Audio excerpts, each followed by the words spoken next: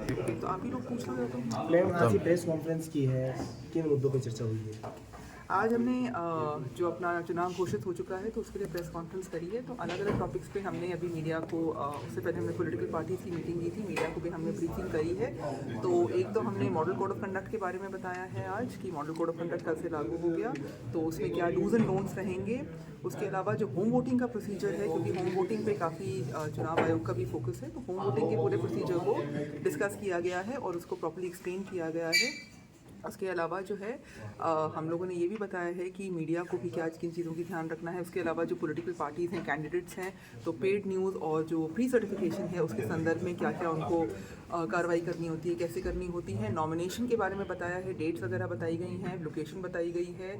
Online जो IT applications हैं, online nomination का प्रोसीजर रहेगा एंड उसके बारे में बताया गया है। C vigil app and other जो सिटीजन से रिलेटेड ऐप्स हैं उसके बारे में भी बताया गया है। SP साहब की तरफ से जो एंड हमारी तरफ से भी जो हम लोग जो इलीगल एक्टिविटीज़ हैं उसको प्रिवेंट करने के जो कार्रवाइयाँ करेंगे, जो सीजर्स हैं, जो माइनिंग की एक्टिविटीज़ रहेंगी, जो ओवरलोडेड ट्रांसपोर्ट के जो ट्रक्स चलते हैं उस पर जो हमारी कार्रवाइयाँ रहेंगी उसके बारे में भी बताया गया है। तो अपना प्रयास रहेगा कि डिस्ट्रिक्ट में फ्री एंड फेयर इलेक्शंस जो हैं वो हों। और मैं सबसे ये अपील भी करना चाहूँगी जो हमारे मतदाता हैं, स्पेशली जो युवा मतदाता हैं, कि आप मैक्सिमम नंबर्स में आएँ और वोट करें। मैडम, आपके जो जागरूकता वाले कार्यक्रम होते हैं वो इसको मतदाता वाले, तो इसकी सूचना केवल शाम को एक फ़ोटो के साथ दी जाती है, हमें पहले नहीं बताया जाता? स्वीप के जो भी एक्टिविटीज़ डिस्ट्रिक्ट में चल रही हैं उसके इंचार्ज CO जिला परिषद हैं। वैसे हमारी तरफ से बहुत अच्छी स्वीप एक्टिविटीज़ चल रही हैं और भी जो बेटर कर सकते हैं उसको करेंगे। मतदाता प्रतिशत बढ़ाने के लिए क्या जागरूकता अभियान चलाए जाएंगे? अलग अलग कैटेगरीज के लिए अभियान चलाए जाएंगे। जैसे जो यूथ वोटर्स हैं उन पे स्पेशल फोकस रहेगा, तो यूथ वोटर्स को मतलब उनको इन्फॉर्म करने के लिए भी मॉक वोटिंग करवाना, कॉलेजेस में करवाना, वो सारी हम एक्टिविटीज़ करवा रहे हैं। महिला वोटर्स, वैसे यहाँ पर विमेन का वोटर टर्नआउट रेशियो जो है वो आदमियों से बेटर है, लेकिन फिर भी महिला वोटर्स को हम और इन्वॉल्व करने के लिए उनके लिए भी पर्टिकुलर एक्टिविटीज़ करेंगे। तो हमारा स्पेसिफिक फोकस जो है यूथ वोटर्स और महिला वोटर्स पे रहेगा।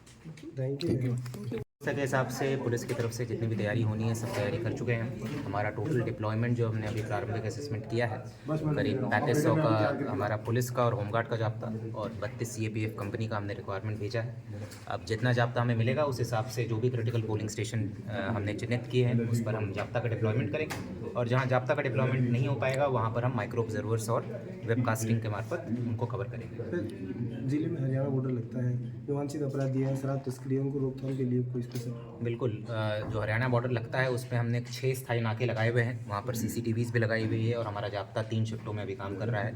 वहाँ पर हम पूरी निगरानी रखे हुए हैं और उसके अलावा भी अस्थायी नाके भी हम अलग अलग टाइम पर सरप्राइज़ अस्थायी नाके लगाएंगे। जो रूट्स चिन्हित किए जाएंगे, जिन रूट से कुछ भी अवैध गतिविधि होती है उन पर अस्थायी नाके लगाकर भी कार्रवाई की जाएगी।